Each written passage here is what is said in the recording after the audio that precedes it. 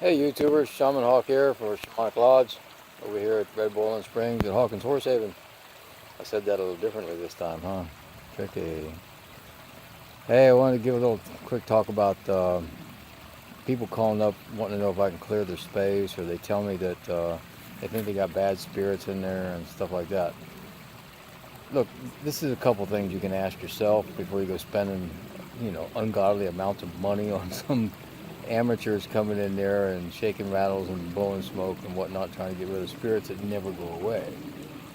And this is something that people say that, yeah, I've had all kinds of shamans and witches and whatnot come in here, and this spirit or whatever it is still here.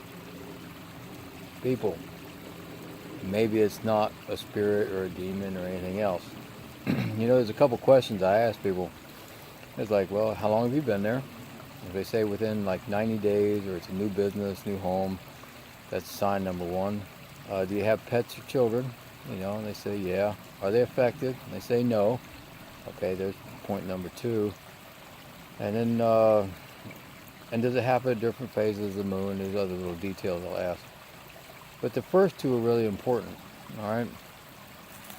If you just got to a place and all of a sudden your relationship and everything, your perspective on life is starting to change, maybe it's not the spirit. One of the things you want to do is look into the history of that property or the new place of business and whatnot. And bad spirits and stuff like that, they have a tendency to really bother animals, small animals especially, and babies, toddlers. They'll see that stuff quick and not like it. If you don't, if the animals, especially cats, okay, if you got a cat that comes into the place and goes, nah, I'm out of here, and he never goes back, okay, well, there's a good chance you got some kind of a bad spirit in there. Dogs, they're kind of different. They just kind of look at the spirit like, hey, you got any food? Babies, nightmares, all kinds of other stuff. But if that's not happening, there's a real good chance you don't have any kind of bad spirit. So what else could it be? Well, if you look into the history of the place, you could find out that it had years and years of like bad experiences, abusive relationships, maybe some trauma and stuff like that. I cover this in some of my programming lectures, and the programming basically covers how you can give an inanimate object an animate life signature. Okay, and a good example of this is somebody's a good psychic, empath, psychometry person.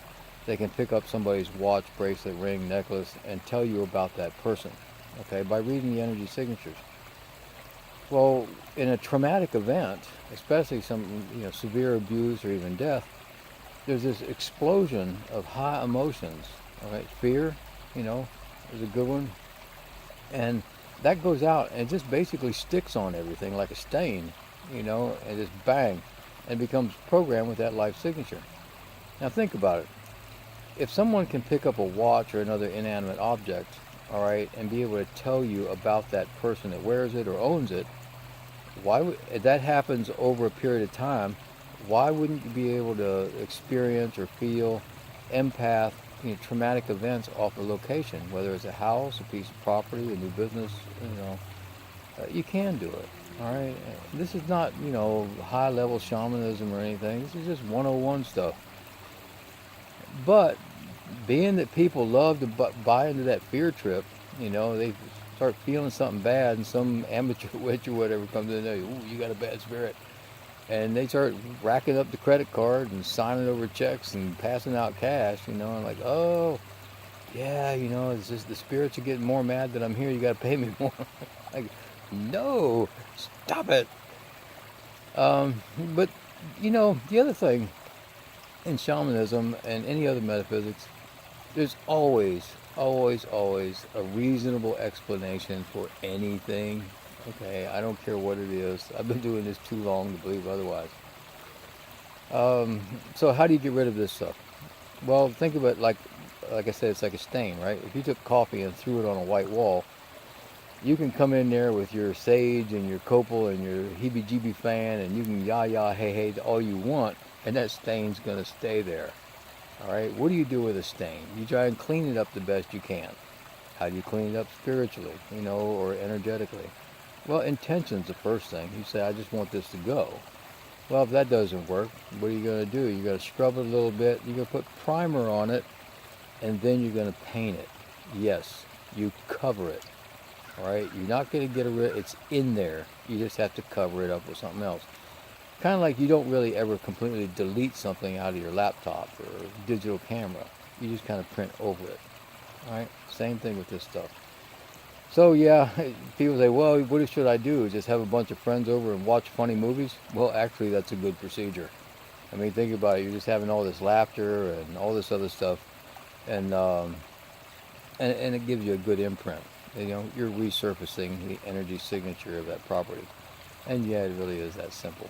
You know, fear feeds fear. You're just blowing on the fear fire. You know, don't do it. There's a logical application for everything.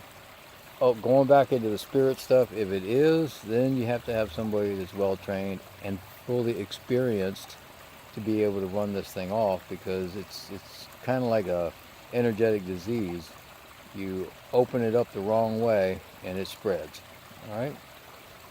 But again, almost, God, over 90% of the places I go to, you know, they don't have any bad spirits in there.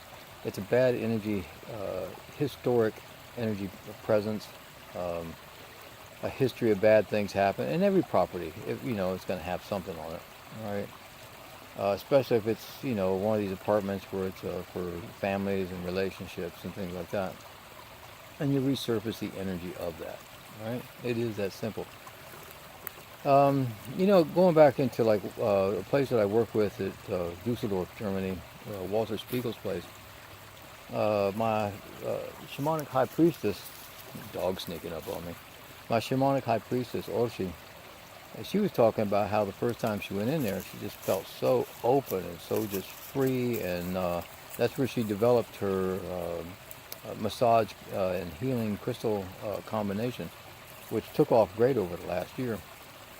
And Walter's place was basically vacant. I mean, not vacant. He did a lot of his shamanic activities there, but no one but lived there. It was just shamanic events for 3 years. All right. So it doesn't really matter what may have happened there. I mean, we didn't hear of anything bad happening there. You know, it's in a wonderful neighborhood on Dianastraza. But the fact that it got a rest, you know, and the only energy signature that was in there for these 3 years was purely shamanic activities. So of course when you go in there, you know, you're going to be wide open. Of course our energy circle is very successful from, you know, the very first time we started it last year. And that's an excellent point to make. You know, so when people go there, they just feel really open and feel great to just let themselves go and learn, explore, and try out the stuff we do, because it's clear. All right. And but anyway, and I'm making this because there's too many times when people want me to talk to their friend who's getting ready to like consolidate credit cards and pay up one over $5,000 is my highest example that somebody gave, because there was supposedly some curse and their kids were going to die. Yeah, these are the kind of people that are out there willing to take your money for this kind of like lie. All right. If you got any questions about this stuff, you can write me at shamaniclodge@gmail.com. I try and get back to everybody, you know, as soon as I can. Kind of busy, whatnot. But you know, keep your questions and all that, you know, pretty brief, and I'll kind of be as brief and as thorough and efficient as I can. Till then, signing out from Hawkins Horse Haven, Red Bull Springs, Tennessee. Catch you all later.